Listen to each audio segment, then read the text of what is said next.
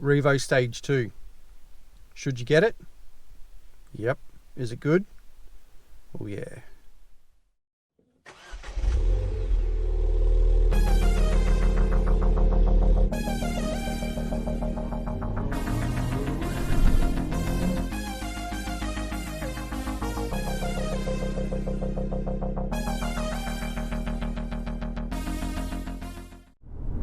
What is it like to drive Revo Stage 2 on a daily basis in one of these Fiesta STs?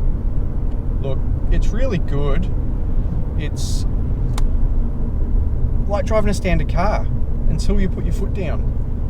It's very refined, it's very smooth to drive, it's very smooth to accelerate. Your cold start's basically the same as standard. It'll come up to 1200 RPM and then slowly drop as it warms up. And then the biggest difference that you will notice on your daily drive is the throttle response. And by that I mean you don't need to add as much throttle percentage, so you don't have to press the throttle as far down to get the same torque as what you were getting before with the Mk7 or with the standard map. So that all comes very quickly, very, very early. So I just need to touch the accelerator and it just wants to go. It's already starting to go. It's very responsive in that way. That's about the biggest thing that you'll notice difference. Now, I'm still playing around with fuel economy as well, because obviously I'm still new to stage 2, so I'm enjoying it.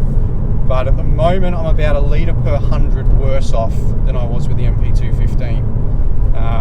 That could just be because I haven't done the Ks and it hasn't settled. It could be because I'm enjoying it more.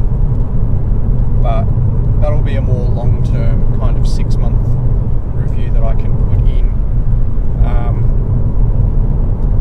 The power and torque that you get from this Revo Stage 2 with the standard turbo is just phenomenal. It's actually better now that I've got it than what it was when I did the test drive in the car, because A, it's my car, I can really start to appreciate it now. But I've driven in different driving conditions as well, so having to overtake people, going up and down hills, taken off slowly after cars or trucks have turned in front of me and things like that, I can really appreciate it a lot more.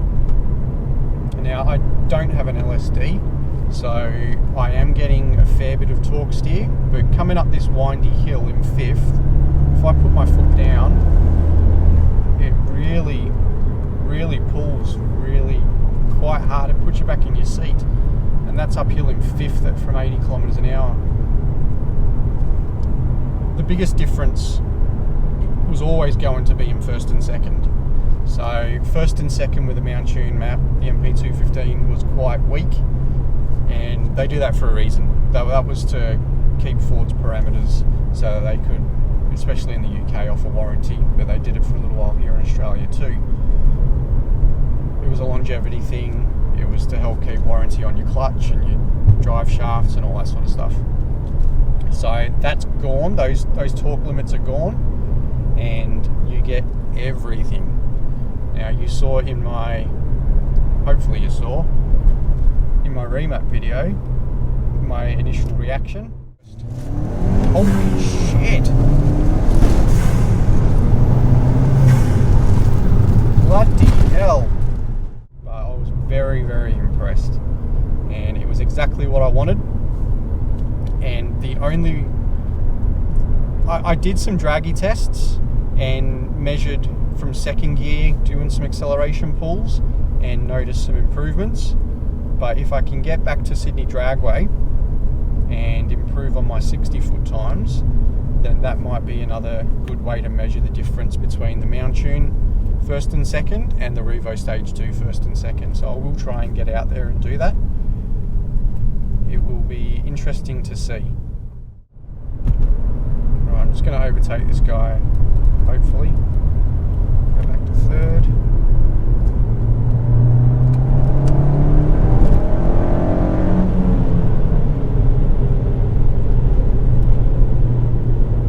So, just going from 3rd then, from about 60 kilometers an hour, just up to 80 to get around that van, and it pulls nicely. That is so much better than the MP215 kit. The torque on the MP215 was advertised at 320 Newton meters.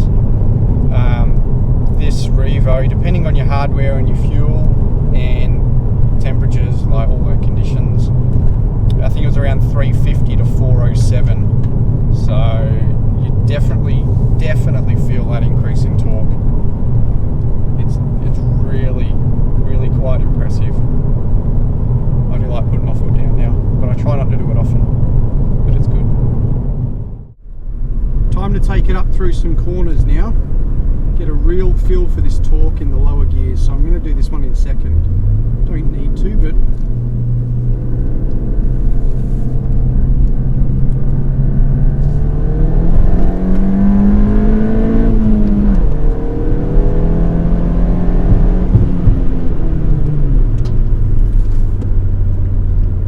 yeah, there's no problems coming up a hill in this.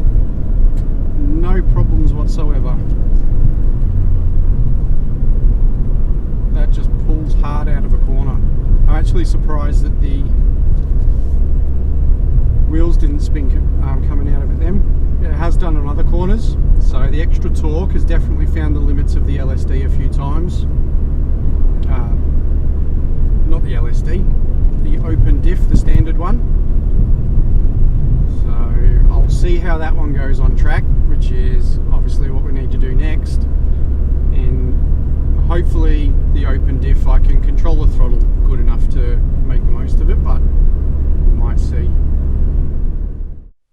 I'll just share a not so great experience. Ended up not being the software itself, but the intake that I had on.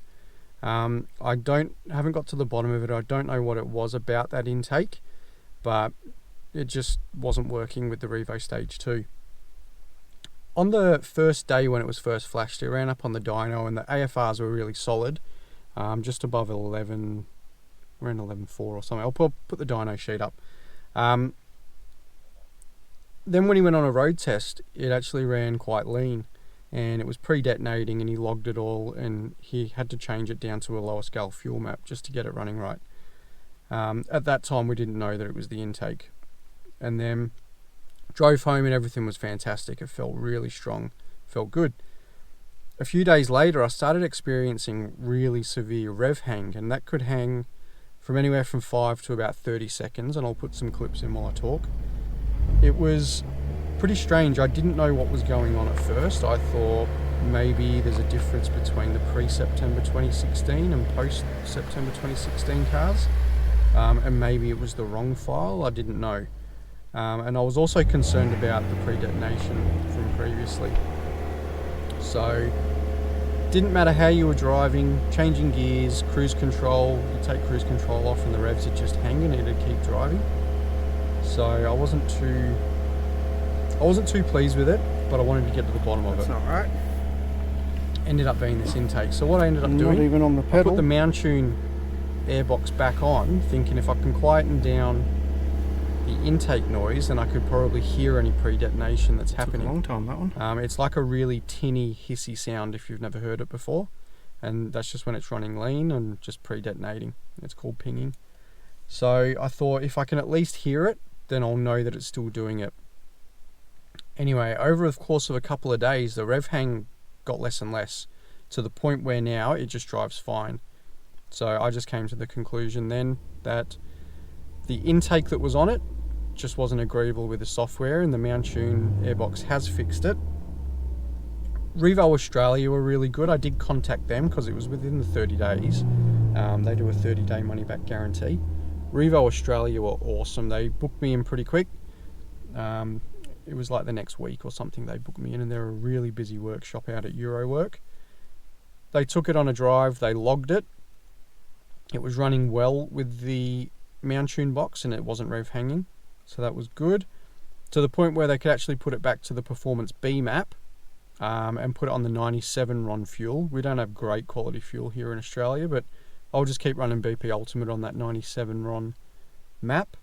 They logged it again and everything was good, and everything's been good since. So it wouldn't be honest of me to not share that experience. I just thought I'd throw that in there. Wasn't anything to do with Revo. It was simply just that intake, the software didn't like it. It was, yeah, whatever difference is with the mount tune airbox between the one that I had on, it's much happier running it. In wrapping up, I guess the best thing is you get the best of both worlds with the Revo Stage 2. You get all the drivability of your OEM car, or in my case, the mount tune Mk7 but you just get more everywhere. And I overlaid the dyno graph earlier, and you would have been able to see just like everywhere on the graph, the Revo just stayed that far above the mount tune map. And that was the jump that I was hoping for when I wanted to pick Stage 2. The way that power is delivered is very linear and it's very smooth, so you do get more response from down low. Say if you're cruising along at 60 kilometers an hour in fourth, around 2000 RPM, you want to overtake someone, you will get more than standard, a lot more. And then after 2500 RPM, it'll just pull really hard, and it'll pull all the way to red line at 7000. So yeah, 1.6 litre. It's just amazing how they do it. Really happy with my choice. Half because there was an issue that I didn't exactly know how to fix. It was kind of by luck that I came across the fix. But just having that local support for me was really good. And I was hoping it wouldn't come to that, but it did. Eurowork, who are Revo Australia, were fantastic. They booked me in quick. They checked over the car, they logged it, they were able to increase the map. So really pleased with that outcome, and the car's driven really good ever since. So, you know, you can't ask for better support than that. Pro Speed Racing were really good. That's who I bought the map through. They did what they could, but essentially I needed to talk to Revo. Infinity Performance for doing the remap. And even Revo over in the UK, thank you to them, because I did ask them just if they'd come across the issues that I was having with any other car, in case it was something that they'd come across and known, but it wasn't anything that they knew. So hopefully, hopefully no one else comes across it, but yeah, that particular intake just was a no-go for this map. Ran fine on the Mk7 but not for Stage 2 with Revo. I hope you enjoyed the video. Thanks for watching, and we've got to get this to the track.